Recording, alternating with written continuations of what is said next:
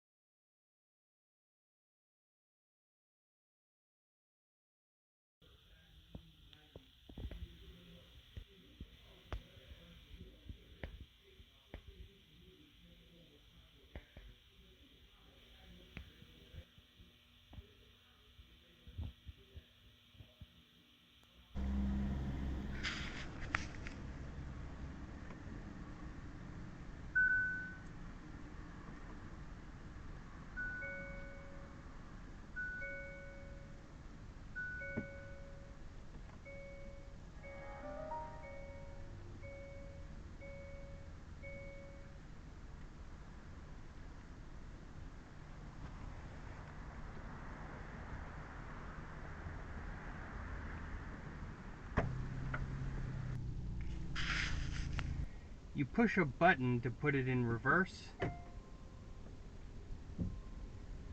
I'm used to cars with a shifter on the center console.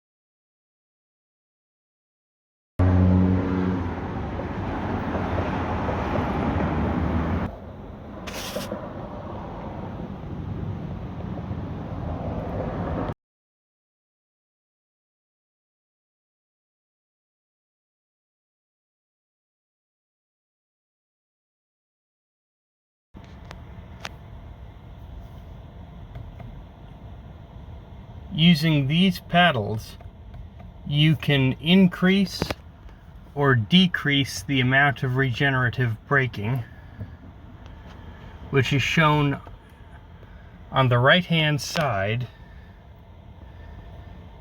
Now I'm in park, so you can't see much, but if I put it into reverse,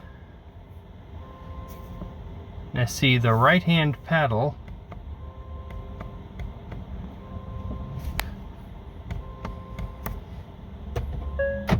it only works in drive, but see, if I push this button, the regenerative braking goes away.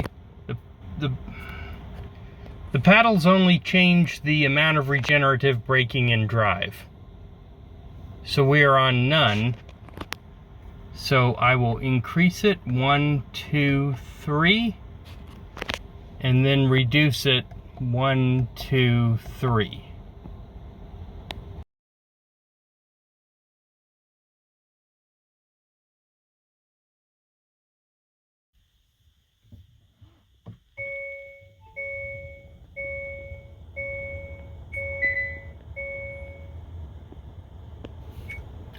The car has 3 drive modes, and there is a drive mode button on the console. This is Eco. I'm switching to normal. And this is Sport, which is of course red.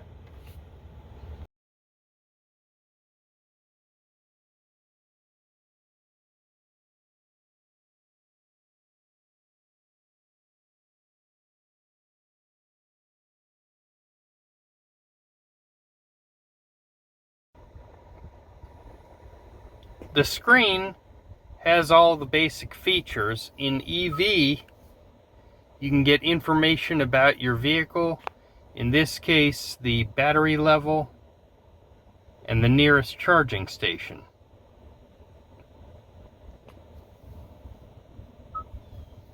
And then you've got the setup menu, and the setup menu allows you to change your settings for the vehicle itself.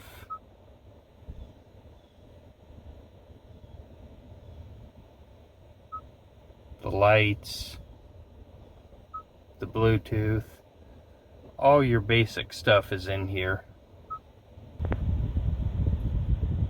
In the touchscreen, you have all the basic information. You can adjust the temperature, settings for that. You've got the radio.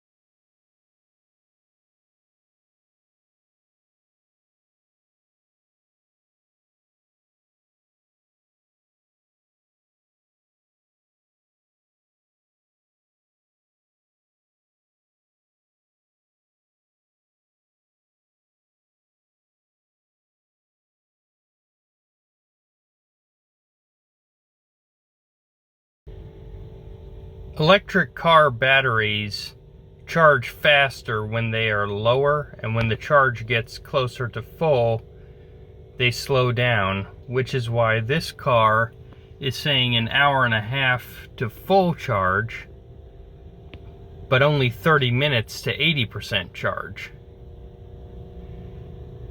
So from a speed point of view, it makes much more sense to charge the car to 80% than to full.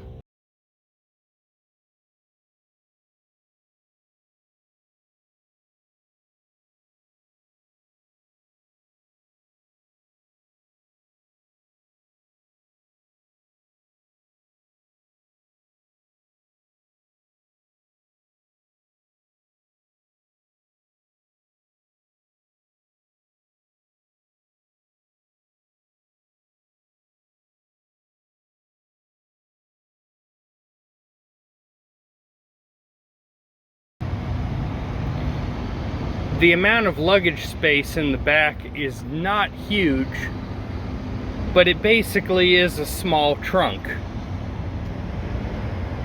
Anything that you put back here will be covered and out of sight behind the back seat. It's not a lot of space, but depending on your purposes, it may be sufficient. And underneath the floor is the charging cord, and that's about it.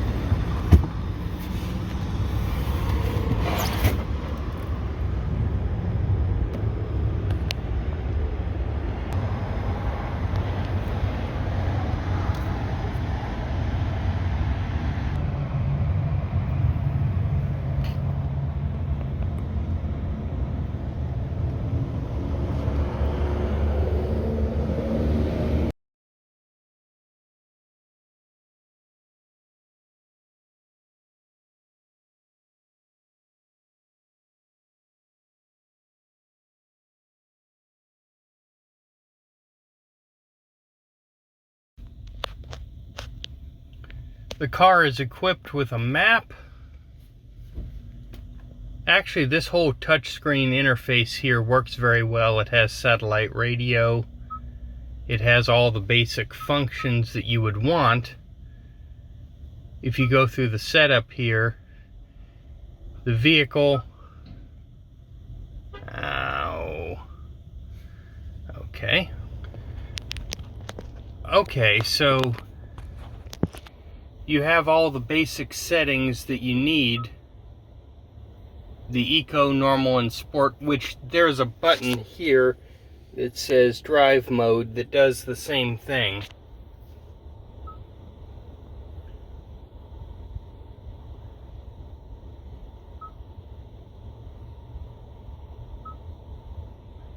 And really, you have buttons down here to do all of these things as well.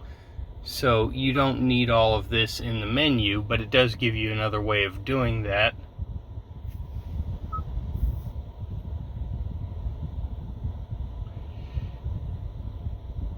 You can, of course, update the software, but there isn't an update right now. Switch to metric if you want.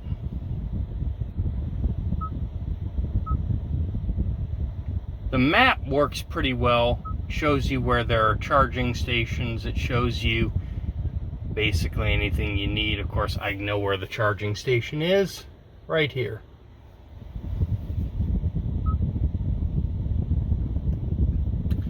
Got valet mode.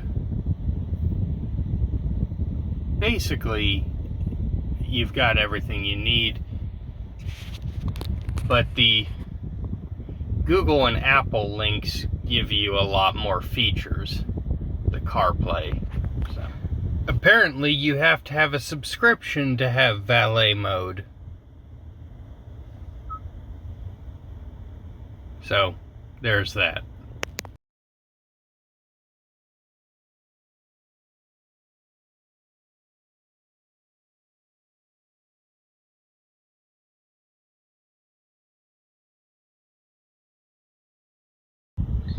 One nice feature here, if you're driving by yourself, is that there is a driver-only option on the controls here for the climate system so that it only blows out of the left-hand side vents and not the right.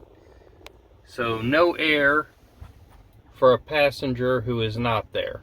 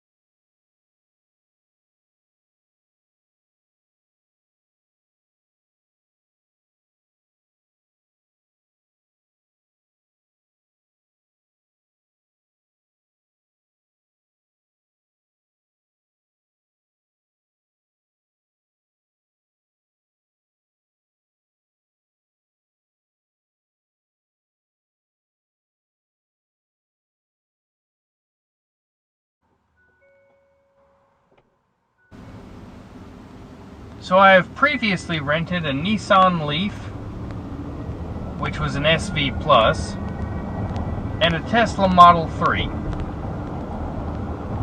And now I am renting a Hyundai Kona EV.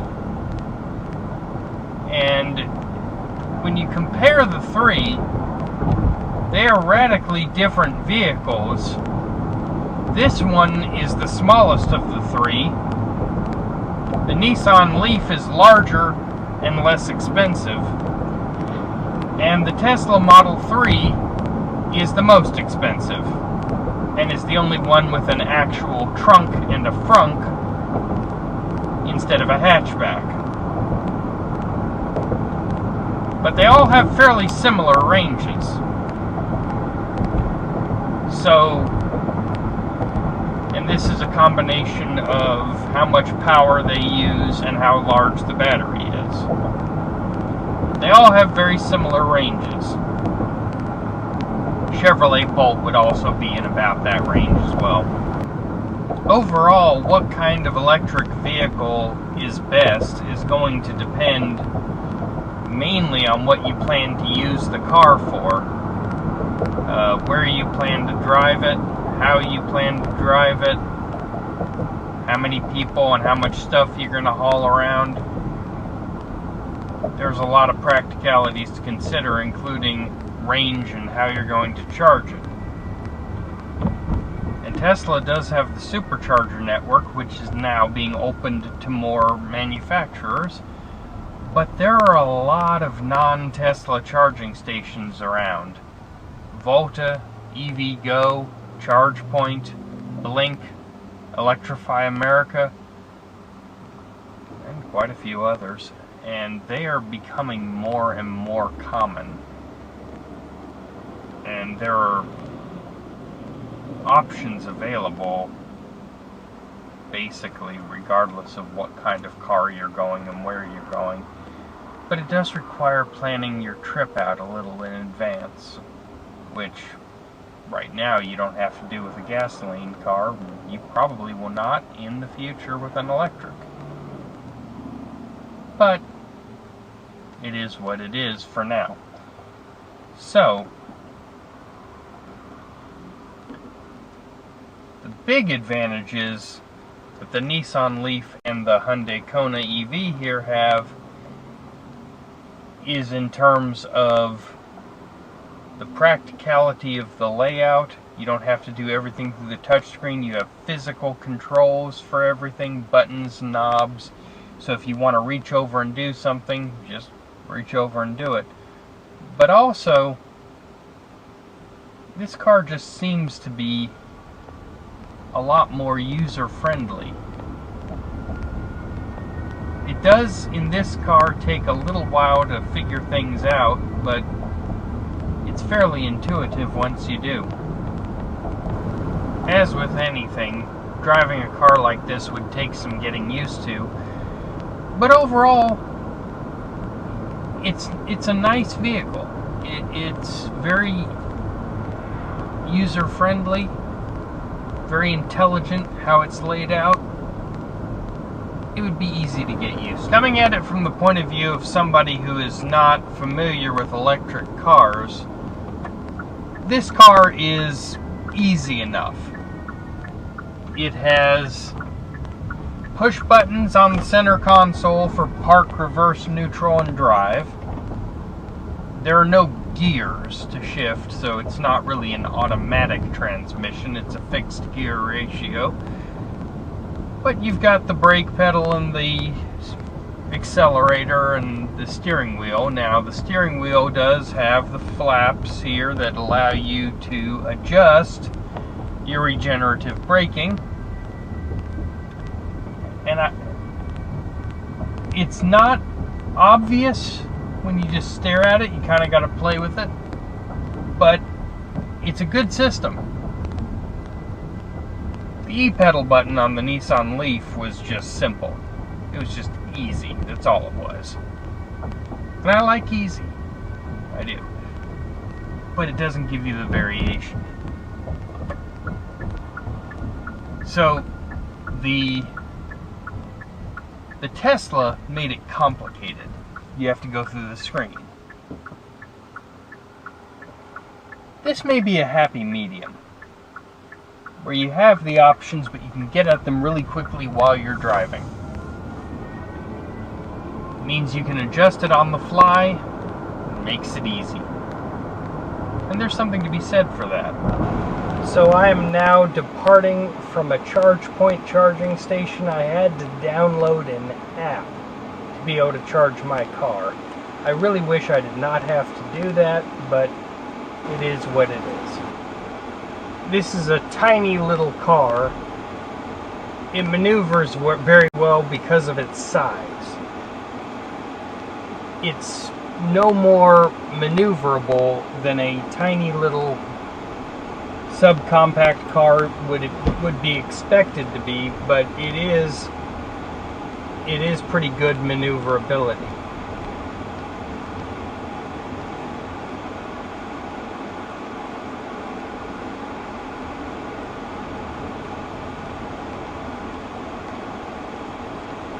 I'm rather sure it is front-wheel drive, but something this small you would expect it to be.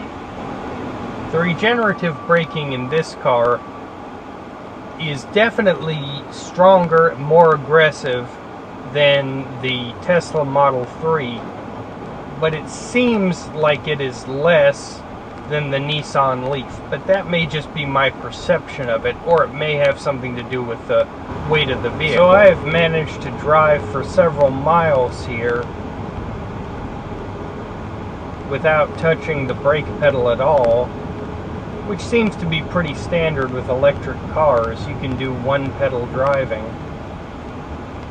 The difference is I'm having to use the paddle to apply a little bit of regenerative braking instead of the foot pedal, which is different from other electric cars I have driven, but it still works very well. Right now I am driving in very heavy traffic, and because of that, and because I'm not going very fast, the electric car is really in its element. The acceleration is not as good as the other electric cars, the Nissan Leaf and the Tesla Model 3, but the acceleration is still more than sufficient. But you take your foot off the accelerator and you have regenerative braking to slow you down, so the acceleration and deceleration is very, very smooth. This type of driving is exactly what this car is good for, coming to a complete stop without touching the brakes on the freeway.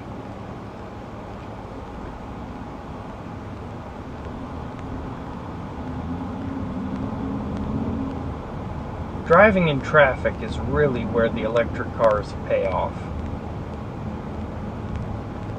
Not so much on highway driving, but really on a freeway during rush hour is when they pay off.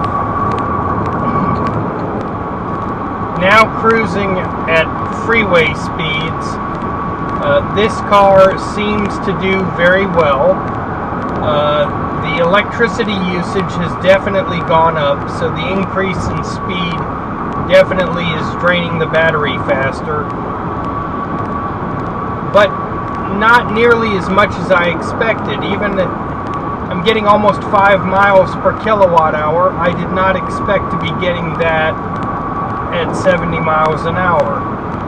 So it looks like this car is very, very efficient. The smaller motor that gives the car not quite as good acceleration as the others has the trade-off of using far less electricity, which is a trade-off I would make in a heartbeat. The lower electricity usage definitively translates into cheaper electrical bills, so it is definitely worth it. Even if it means, and now I have to slow down again, so we have the regenerative braking.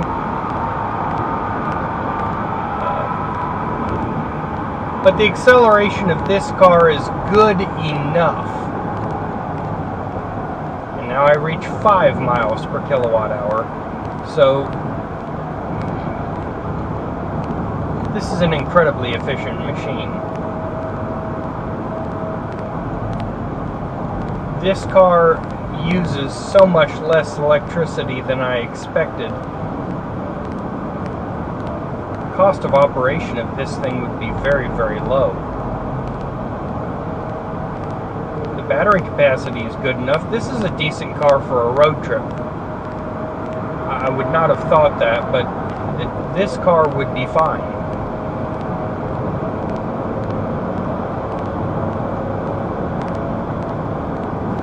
Driving at lower speeds around this loop,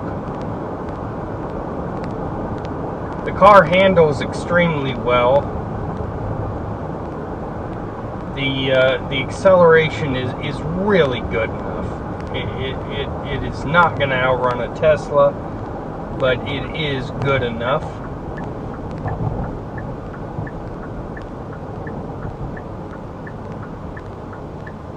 Overall, the performance of this vehicle is exemplary, particularly for how efficient it is.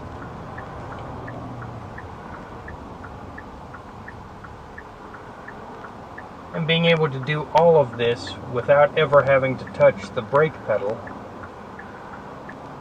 I mean, just like with the Nissan Leaf, I have virtually never have to touch the brake pedal. I do occasionally, but very little. And the Tesla was not quite that good.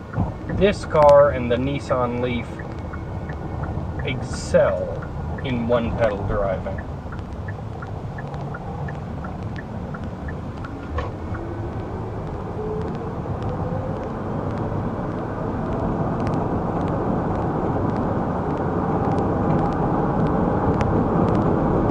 On a state highway I need to get over. The thing about this car is if you turn the turn signal on and there is a car in the lane next to you, even if you are fully aware of it and you're indicating that you want to change lanes, not that you're going to do so right now, an alarm goes off to warn you there's a car in the lane next to you. That is a safety feature, but it is also somewhat annoying. But you get used to it. I do sometimes have to use the left-hand side steering wheel paddle to stop the car instead of the brake pedal. But I'm still stopping the car with regenerative braking and not using the brake pads, and I'm keeping all of the power.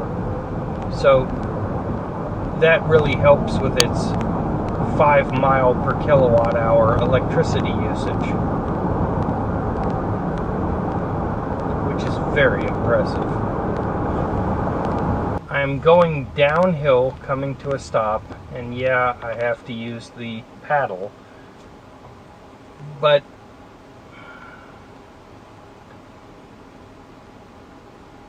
the regenerative braking is definitely more aggressive than the Tesla. But in California, in the Nissan Leaf, I was able to stop on a downhill without anything but the e-pedal. So, there's that. I am now on fairly level ground. I'm going to take my foot off the accelerator way back.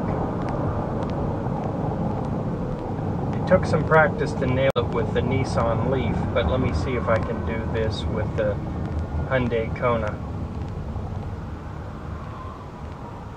And now the light turns green. But yeah, I could have done it. It is possible to stop the car just by taking your foot off the accelerator and letting the car stop itself. No brakes, no paddle. It is possible.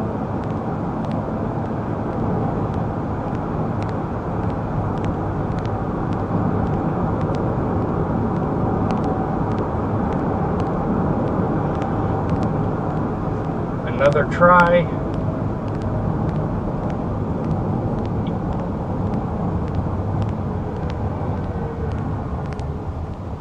And I would have actually stopped too soon, so I have to coast up a little bit. And now I have to use, yeah. It would be possible if I got used to it to estimate exactly how far back I need to take my foot off the accelerator.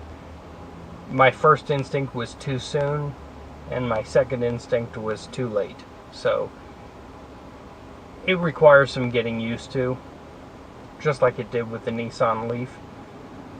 This one I have to allow a little more room.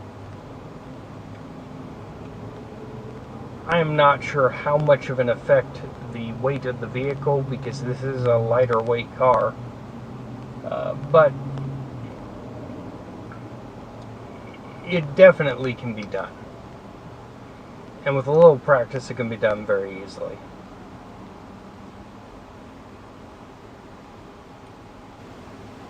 So I am now leaving.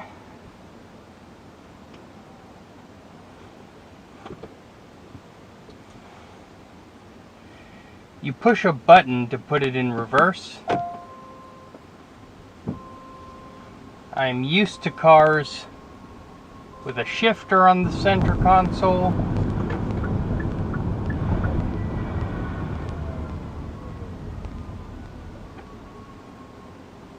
Not really used to stopping the car with a paddle shifter instead of a brake pedal, but it works incredibly well, and it saves the battery by using power from the battery instead of using the brake pads to recover at least some of the energy that was lost.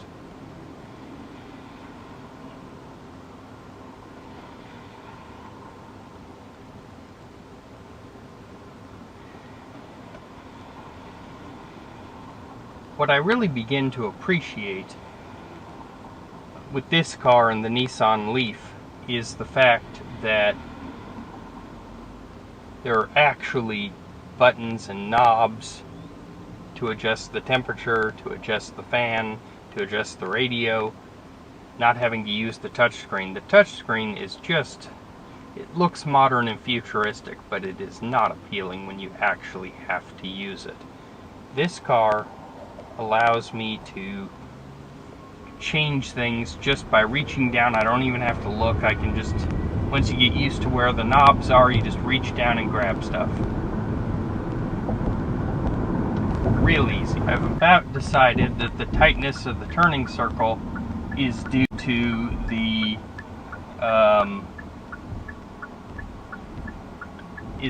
size of the car, and not due to anything about how they made it. That's purely a function of it being a smaller car.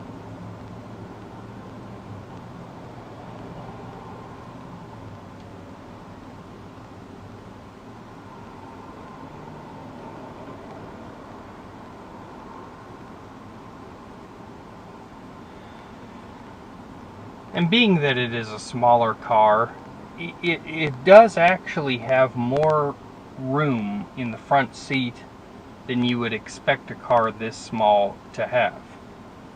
Logically speaking, I mean, it is a very small car,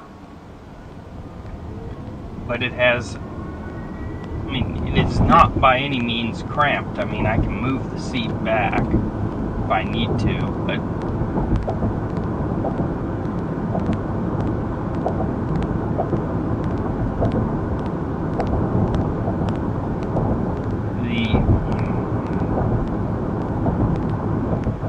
the ergonomics are very good. The ergonomics on the Nissan Leaf, everything was exactly where you expect it to be. The ergonomics on this car are still very well thought out, although sometimes you have to look for things. You could hand a Nissan Leaf to somebody who has never driven an electric car before, and they will figure it out real fast. This car, it would take a minute. The Tesla was the hard one. The Tesla was where you really, a lot of it was different for the sake of being different, and not really an improvement, not really a benefit in any way. It's just different to be different. And that was the issue. This car, it's different, but you understand, I mean, like the the air conditioning vents. They're not intuitive per se, that you just look at it and know how it works, but they work really well when you want to make a change here. There's nothing that says turn it counterclockwise to make it stop blowing, turn it clockwise to make it blow. Often there's a slide or something with a display that you can see what you're supposed to do. If you know what to do, it works beautifully. Everything about this car is like that. It works beautifully if you know what you're doing. But you can't just sit in it and know, oh, this is how it works. Once you get used to it, this is amongst, if not the nicest electric car I've ever driven. And I've driven several different kinds, and this one works beautifully. It's just, you've got to give it a minute to figure out how everything works and where everything is.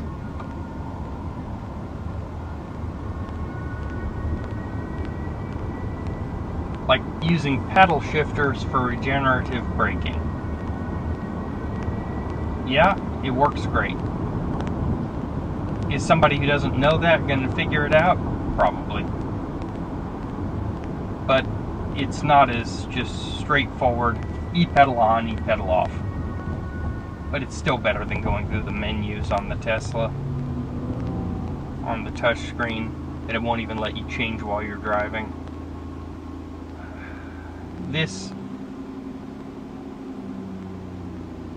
It's a great setup they've got. Hyundai has done an outstanding job with this car. And here, going from one light to another, stop, go,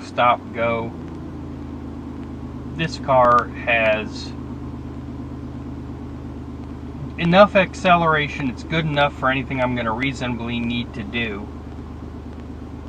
But at the same time,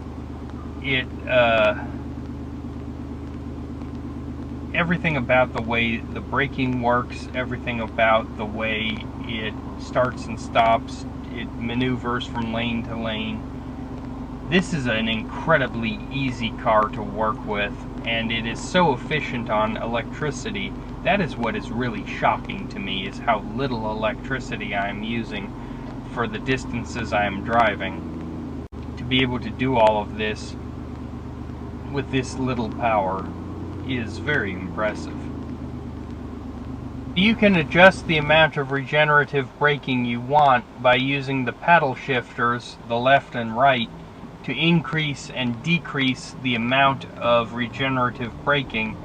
And you can do this while you're driving. You don't have to go through the menu system to do this. You just apply less, apply more, however you want, so that you get the amount of regenerative braking you want very easily while you're driving.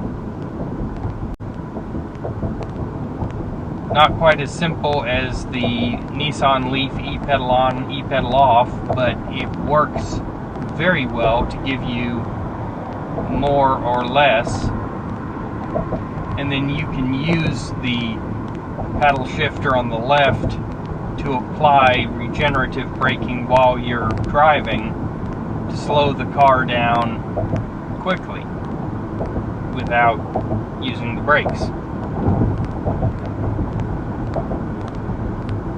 It makes it very easy to drive. It makes it very easy to adjust for your driving conditions, and if they change, you adjust them again.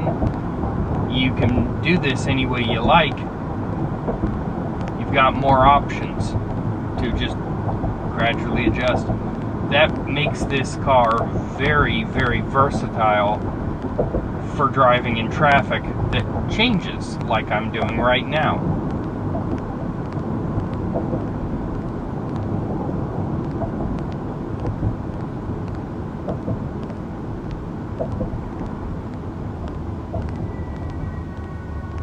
So now I've given myself a stiffer regenerative braking. I take my foot off the brake and it stops much more aggressively.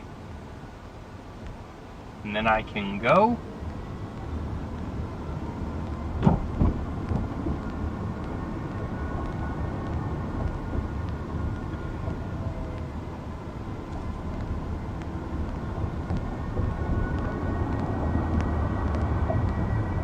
need a little less.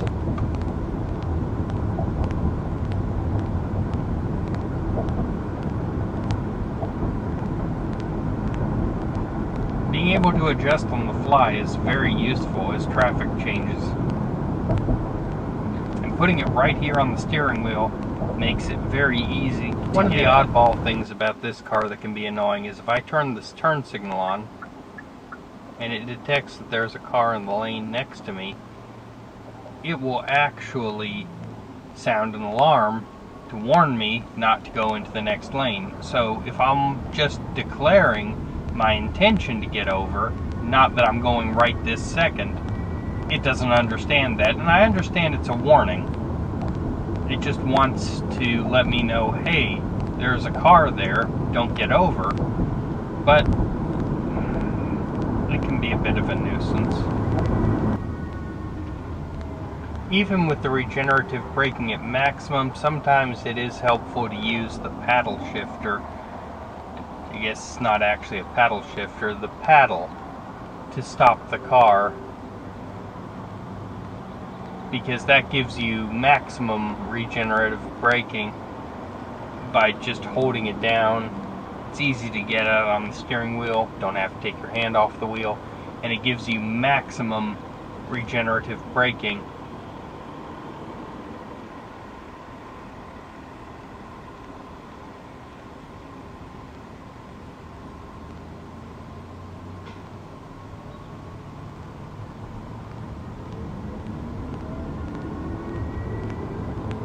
The Chevrolet Bolt also has a paddle on the back of the steering wheel that you can use to apply regenerative braking instead of using the just take your foot off the accelerator. You can apply more by just holding it down. By stopping the car with the paddle and the regenerative braking and not using the brake pedal, you get more power back into your battery for longer range, and you save wear and tear on the brake pads, in addition to a little bit on your electrical bill.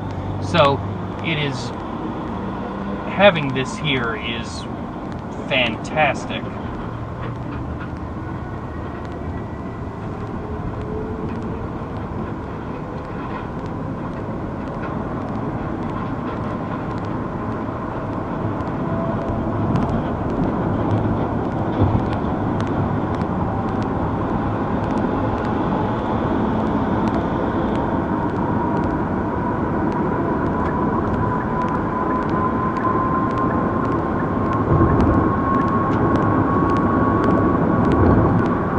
Cruise control is very easy. You just push a button and you are on cruise control. So this car, if I turn the turn signal on, I don't know if you could hear that, but it had an alarm. It's not very loud. It lets me know there's a car in the lane. It's a safety feature, but you will hear it even if you don't plan to change lanes right away. You know there's a car there.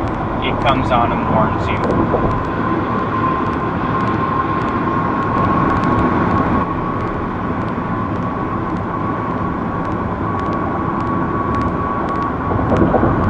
Like with the Tesla, this car has a limited auto steer capability, and like with the Tesla, it does not work very well because I positioned the thing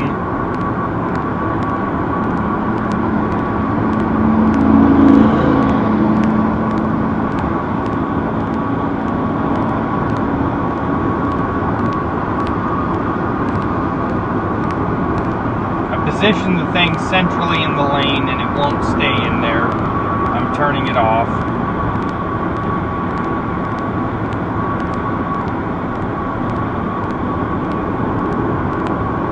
Got the car centered in the lane, turn it on, and it drifts to the right. Not a lot, but it drifts to the right.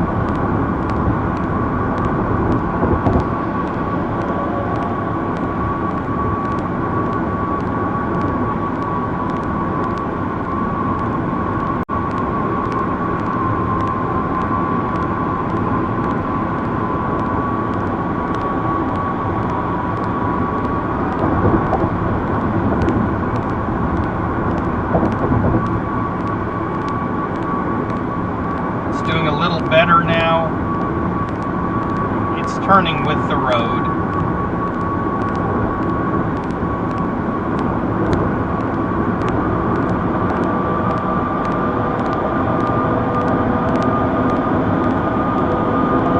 The road curved, and it curved with it, and it's staying in the lane. It's not centered, but it's staying in the lane.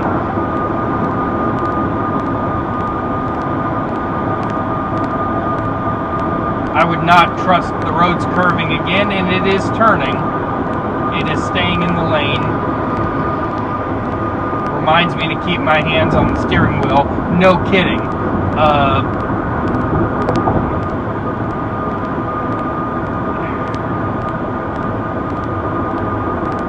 I would not trust this thing without a human driving. As an assistant, it's fine. But it's really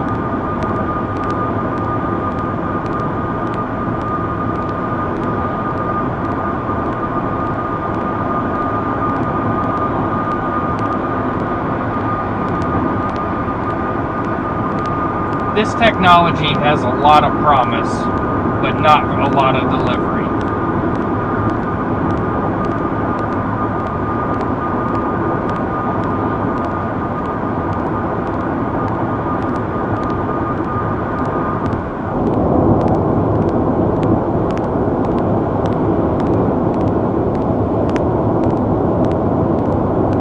The road has changed, went from cement to asphalt.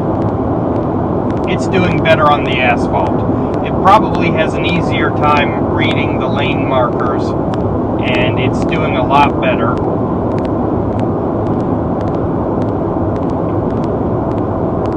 It's actually doing, okay, now it's doing pretty good. Now on the asphalt, it's doing fine.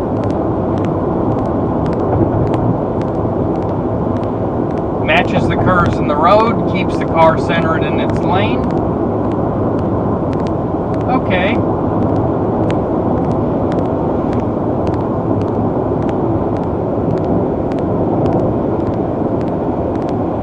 And we're going to have a bit of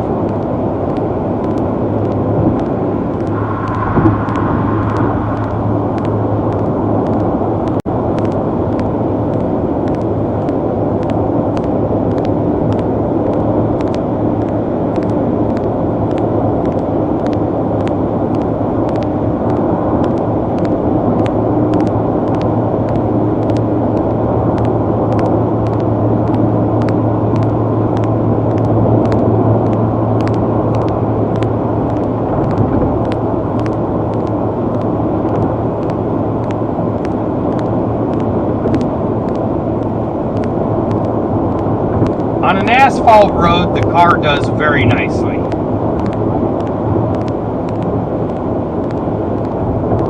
On a cement road, not so great.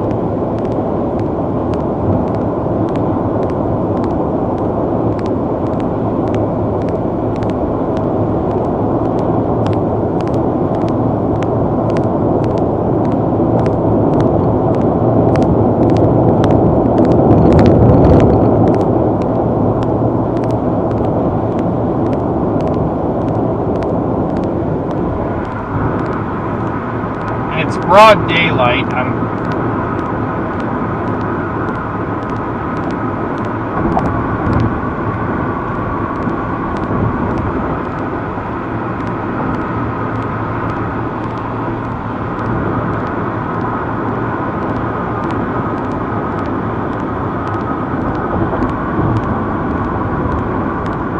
Yeah, the cement road, because this road goes back and forth between asphalt and cement. On the cement road, it definitely does not do nearly as well.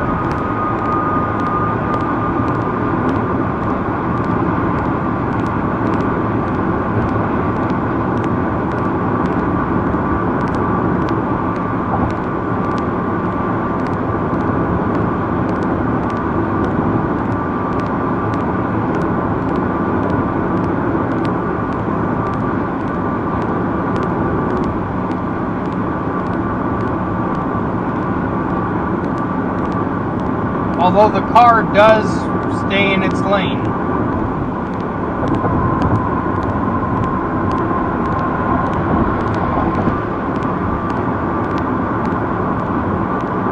I'm going to get over here.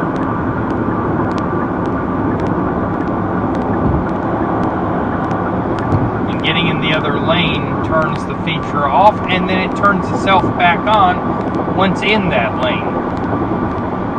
So let me increase the speed a little bit so that I can pass this guy. Alright.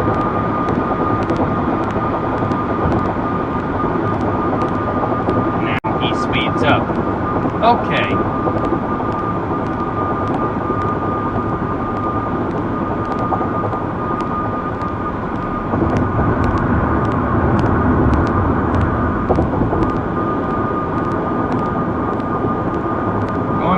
Corner, it stays in the lane even on the cement road, but it is a little bit to the right of center, but not drastically.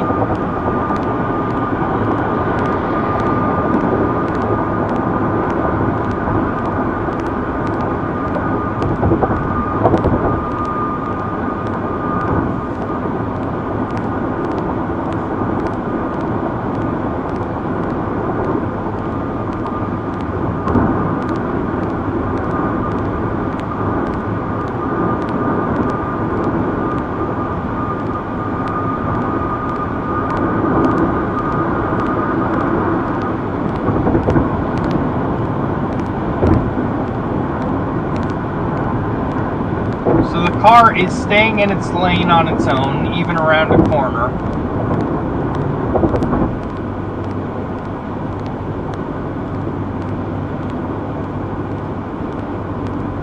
This self-driving works surprisingly well.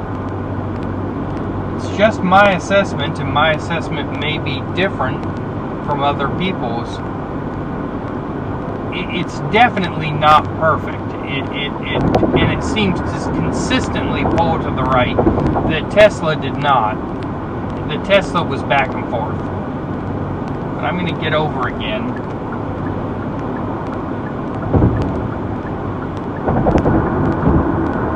I have to change lanes manually, and then it kicks back in. It keeps the car... It hasn't gone out of the lane.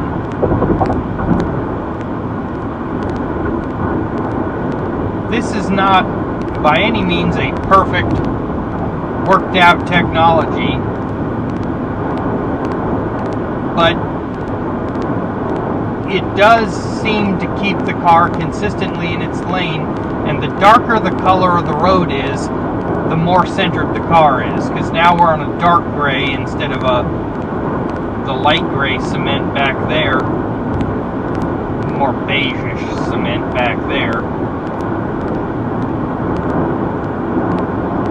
On the darker colored roads, the car stays centered. I think it can see the white easier against the dark background. The lane dividers are white, so a black or dark gray background is easy for it to see.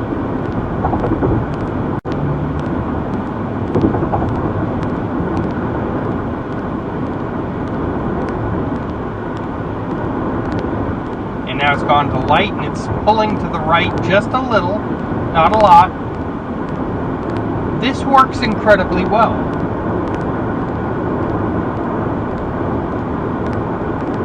It's definitely not ready for use without a human sitting in the driver's seat. It's not perfect by any means.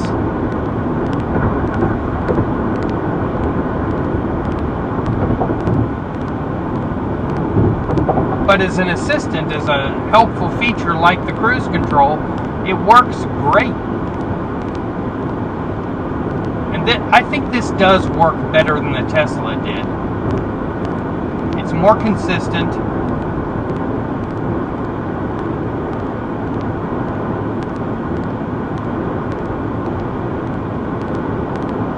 Of course, it keeps telling me to keep my hands on the steering wheel, and I'm only taking them off to show you that it is actually steering the car on its own. Now I'm about to get to an exit here where I'm going to take this car on a farm to market road like I did with the Tesla, and that was where the Tesla was really in its element. We will see how this car does.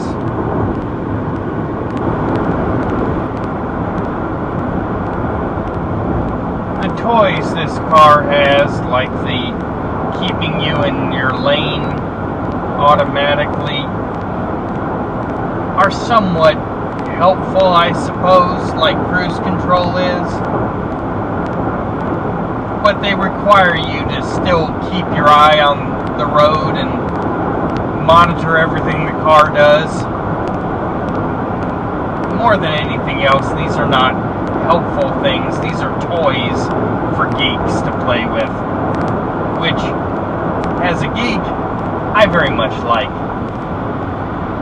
But at this level of tech, this technology is not ready to be used by itself. It can be somewhat helpful, I suppose, if I want to open a bottle or something and let the car steer while I do that. As long as I'm monitoring, it's fine. It's good for what it does. It certainly is a useful feature, but it's in a very early stage of development and it's not ready for prime time yet.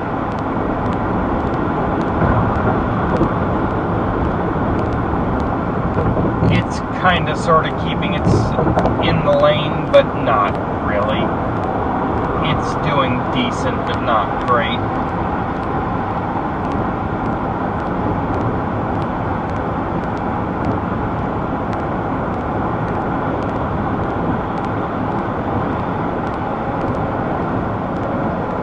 I sat in one of these at the World IT Show last April in Korea, and I can see why they would show this car off at a tech show. Yes, it's an electric car. Yes, it's got a lot of neat gadgets on it, but this car is designed to appeal to geeks more so than anything else. It is practical, it is utilitarian, but it's designed to appeal to tech people. It is designed to appeal to people like me. I am the market that this car is intended for.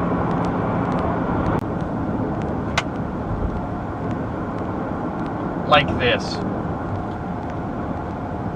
Letting the car steer while I open a bottle. That's what it's good for.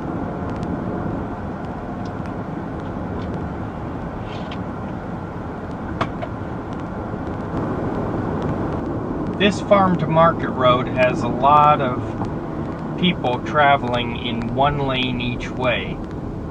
So that necessitates a lot of stops. People are going to turn, or there are a lot of lights and stop signs. But when you're going straight and nobody's turning and there's not a cross street,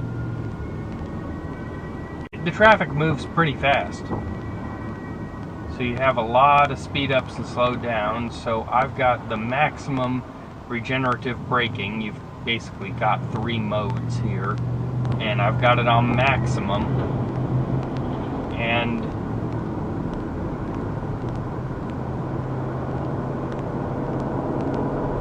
still with one pedal driving here.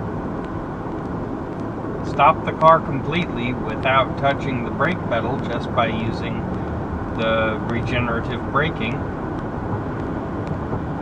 Somebody's turning up there, I slow down.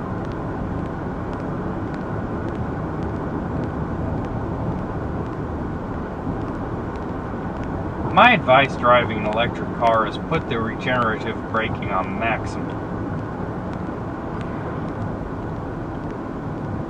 Somebody's turning up there, so all the cars behind have to stop.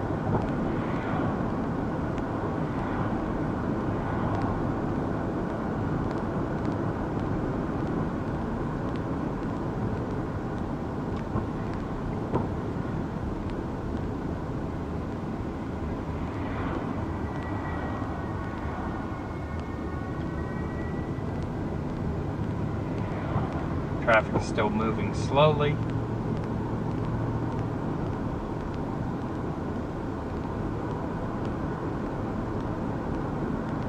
Traffic here will move 60 miles an hour when it's moving.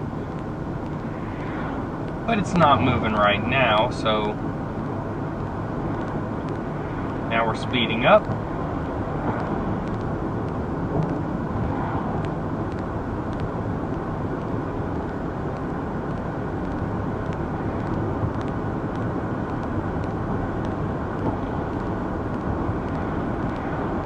This is where this car is in its element, just like with the Tesla.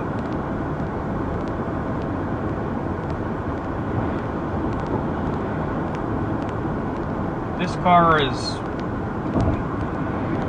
See, now we're going 60.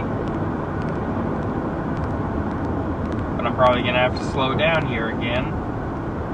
Yep.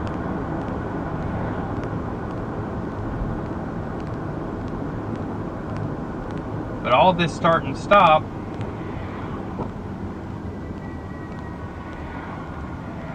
still not touching the brake pedal. Now I have to touch it. Finally had to use the brake pedal.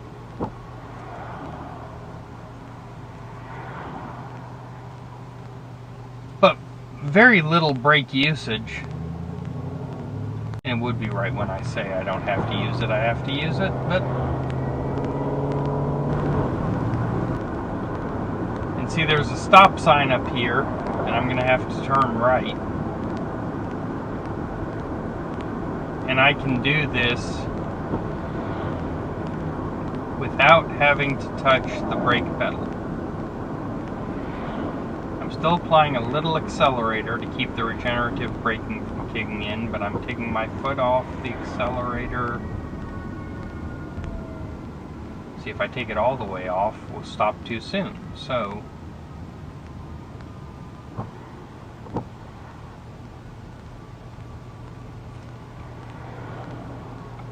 yeah, I am having to use the paddle to stop it, which I could have done back there.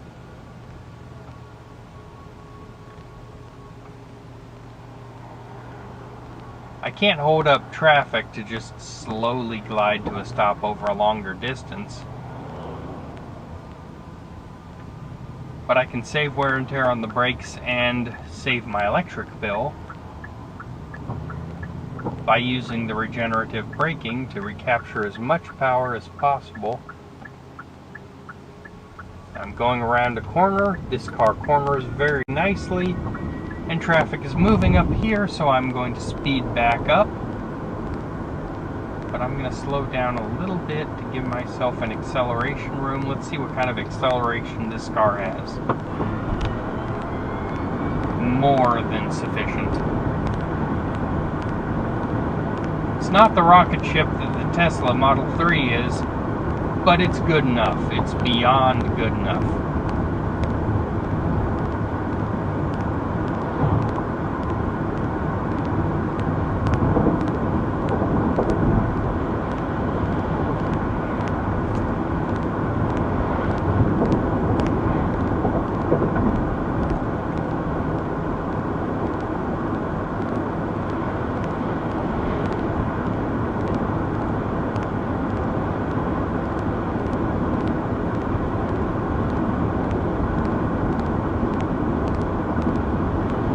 I've got the cruise control set.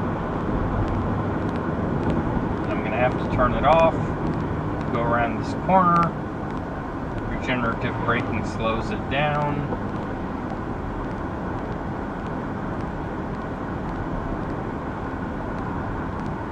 Come around the corner, hit resume.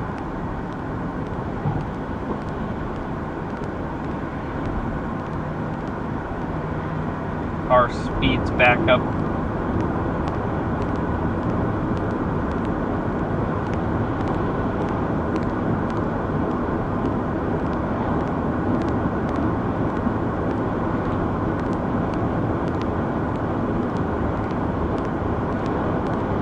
Now let's see if the car can stay in its lane on the Farm to Market road.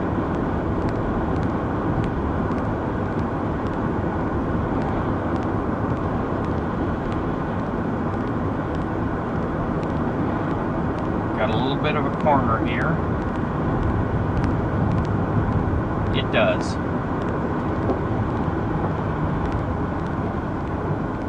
Having to slow down because the vehicle that is in front of me is not slowing down.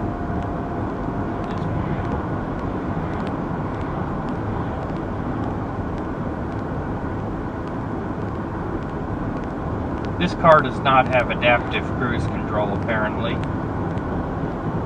That was one thing the Tesla had.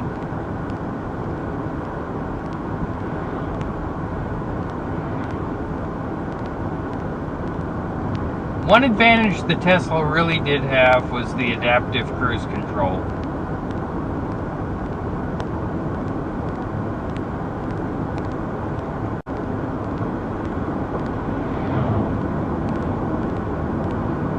See, in a situation like this, in addition to keeping it in its lane, the Tesla would have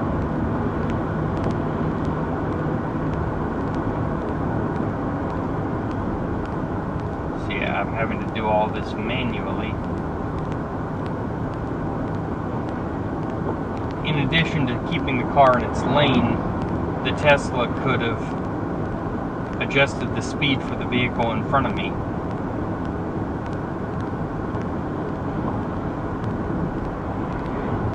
Ironic, you get used to cruise control and steering yourself and letting the car control the speed. Here I'm having to control the speed and the car steers itself.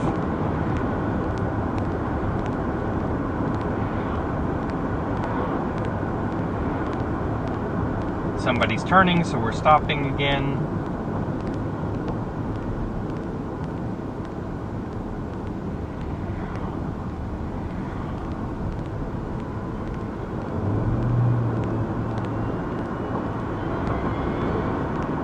See about the acceleration.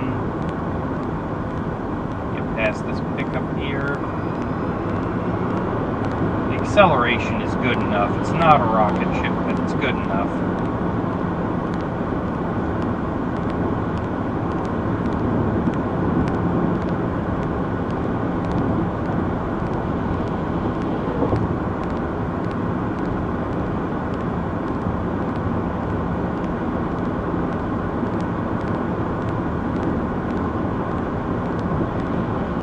Car's pulling to the right again.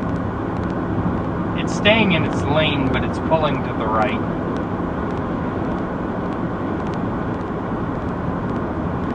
On this road, I would much rather pull to the right than pull to the left.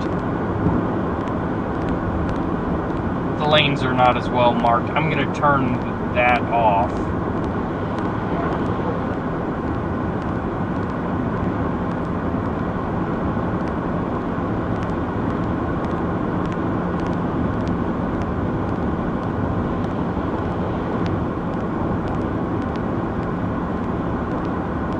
The lanes are just not that well marked on here.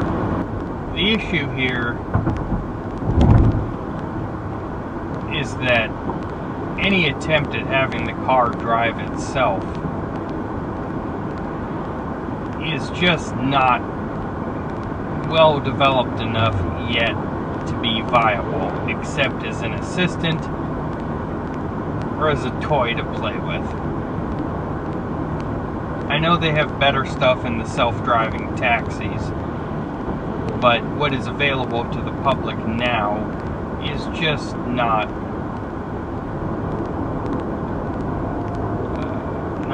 really, you can't rely on it. You have to actively steer the car yourself. And cruise control, they've worked the kinks out. This, they have not yet. Going around a corner, the regenerative braking slows the car down sufficiently. And all I have to do is just turn around the corner.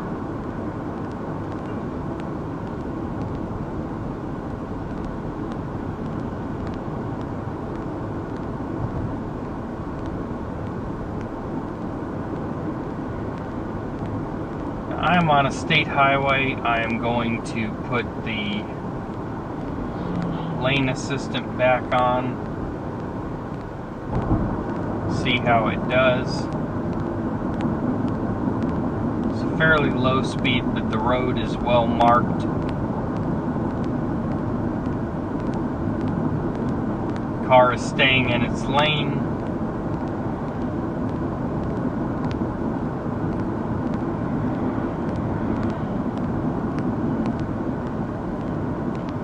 Road is curving slightly and the car stays in its lane, and it's centered this time on a light colored road. So either these marks for the lanes are easier for it to see. I'm not sure what the deal is, but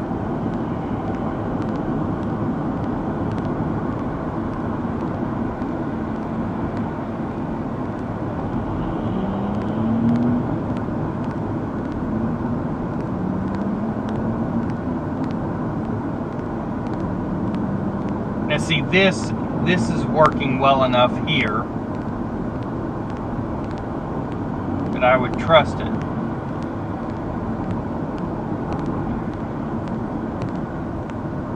But it's not consistent, and neither was Tesla's. Slowing down for a red light by taking my foot off the accelerator, but not completely.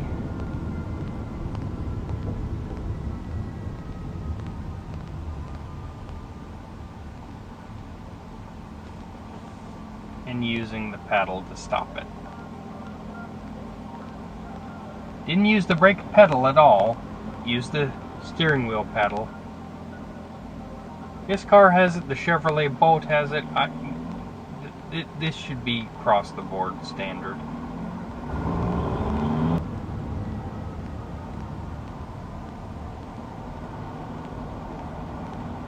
Not having to touch anything this time.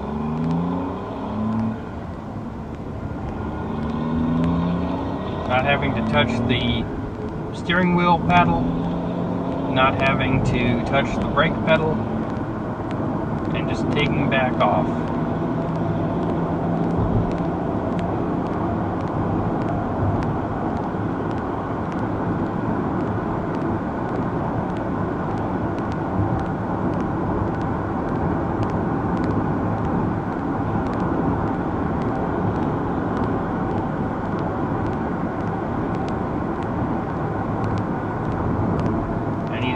Lanes, and I put the signal on to indicate that I want to change lanes, and it warns me there's a car there. I saw it. Saw the red Altima. Slowing down for a corner.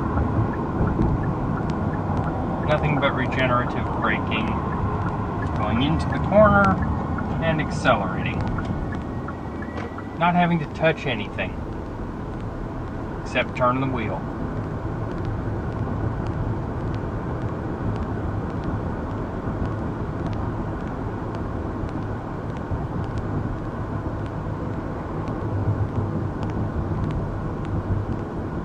If you have not gotten the idea, I really like it, the regenerative braking. It makes driving easier. All you're doing is recovering some of that energy back into the battery. Granted, not a lot, but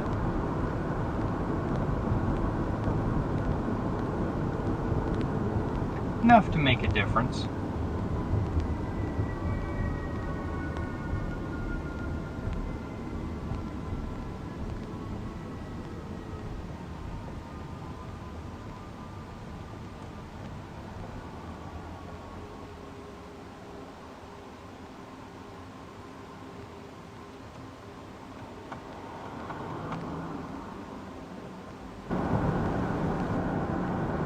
So now on a darker colored road, put the lane assistant back on.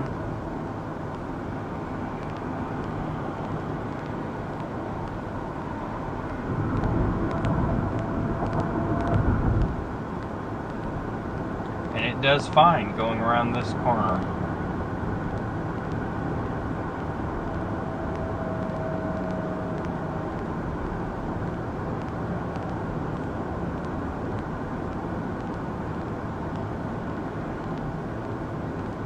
goes around the corner just fine.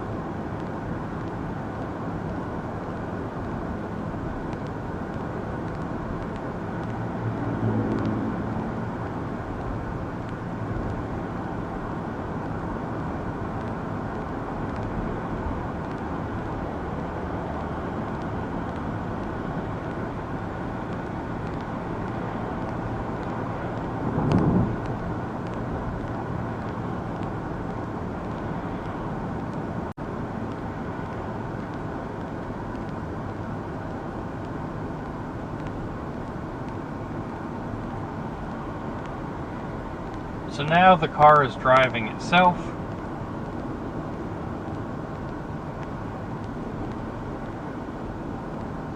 But it will not see the light there. The Tesla would have done that. The Tesla would have detected that the light was red, and it would have slowed the car down on its own.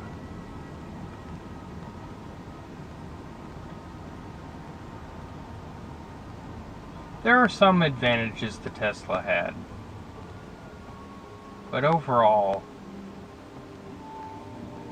while I fully acknowledge those advantages,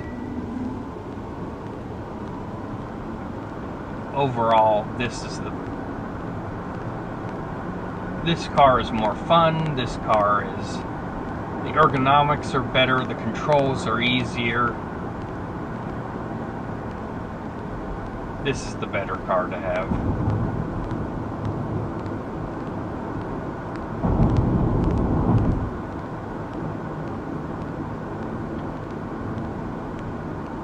This car is just more practical. I mean, the Tesla was fun as a toy. But, I mean, the adaptive cruise control and the advantages that the Tesla had are not a justification for not paying attention while you're driving. So you have to proactively watch what's going on. Then the advantages the Tesla had go away. I mean, never mind, this is a cheaper car. This car has exceptional range, and I don't think that's due to a huge battery. I think that's due to just being very efficient on how much power it uses. I'm getting 4 point something, sometimes a little over 5 miles per kilowatt hour, which is extremely impressive. It's due to it being small, and it helps that I have the regenerative braking on maximum. But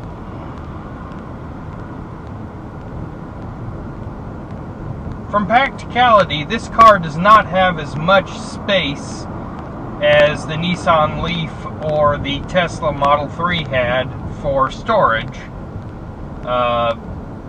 If you needed to carry a large amount of luggage or go shopping, whatever, it does not have as much room. I mean, that is what you get for having a smaller car. A larger vehicle would give you more space, but it would also consume more electricity, which would either cut into your range or mean you have to have a much bigger battery. So, it's a trade-off. But for something this small, I mean, the Mini Cooper Electric does not have nearly the range this car does. This car is more than twice the range. So, after having rented so many different kinds of electric cars, you see certain similarities between them, certain things that are common, and you see certain things that are radically different in how the car companies have chosen to set their layouts, set their controls, set how things work. And one thing Hyundai has done is that they have made this car very hands-on in terms of how you do things. They have designed the car around wanting you to manually control almost everything. And it gives the driver a certain level of direct control over the vehicle, but the Teslas are more, let the car do all the work, you're just along for the ride.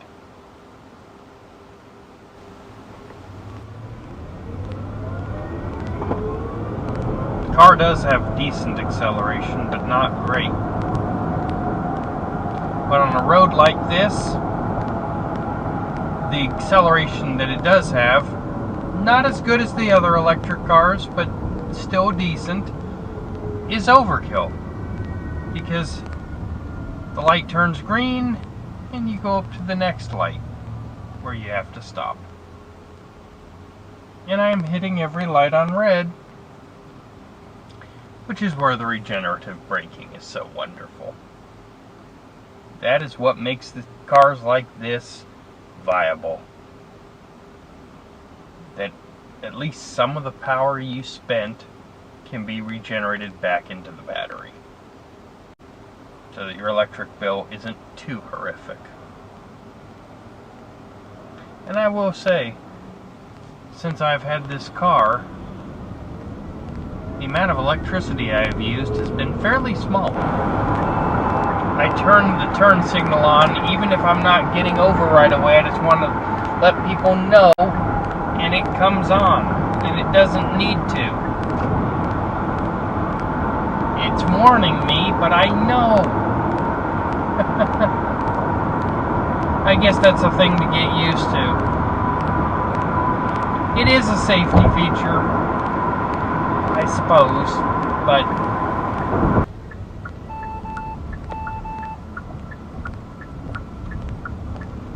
I'm turning, I'm not changing lanes, and it thinks that I'm going to go into the lane that somebody else is in. This system needs a little more work.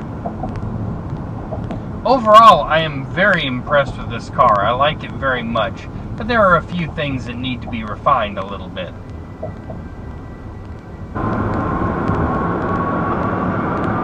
The acceleration is good enough. Not quite a rocket ship, but good enough. Overall, my impression of this car is very favorable. And overall, I think it is a good car to buy. It is a little more tech-oriented for somebody who is technically minded. Overall, I am very impressed with this car, and I would give it a very high score. This is a top-notch vehicle. It's very efficient. It's very clever in the way things are set up. It is intended for somebody who's a little more technically oriented than the average consumer. And that may be a drawback for some people who want just simple and easy, but the Nissan Leaf was simple and easy. Like not having to release the chargers to disconnect it from the charging station made it easy. But this car has its appeal, and there is a logic to the reason they do things the way they do them. And ultimately, it makes it a very nice vehicle if you want a small and somewhat underpowered electric car for the purposes of minimal electricity consumption, because that is what this is intended for. This is the very bare minimum amount of electricity that can possibly be used. Save on your electric bill. If you're looking at it from an environmentally friendly point of view, this is environmentally friendly. This is a very good car if that is your goal. But like with everything, it depends on what your goal is. But I would rate this car very high. If you are looking for an energy-efficient electric car, this is the one to buy. It's small, easy to park, uses very little power, but you have very little room. It's comfortable. I mean, the front seat's big enough, the back seat's decent, but that's it. There literally is no more space in here. There's not a frunk like in the Tesla.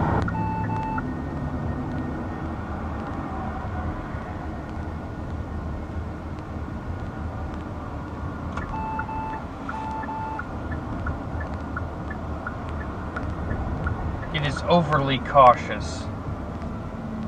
If there are vehicles that are way out of the way that there's no chance of me colliding with, it points out that they're there.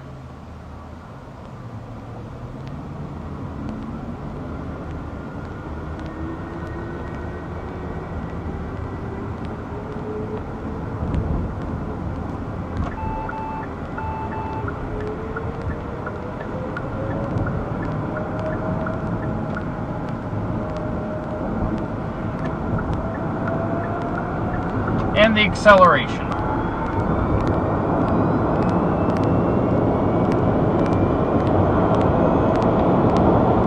Decent. Not great, not extreme by any means, but good enough.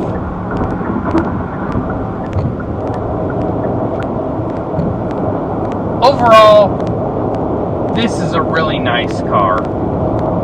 It's efficient. It's a good all-around vehicle, but it is also very limited. It is not upscale like the Tesla, although the Tesla is upscale at the cost of losing all of your buttons and knobs to make it look sleek. This is utilitarian and very small, but it's energy efficient. So all around, it's a good package if that's what you're looking for.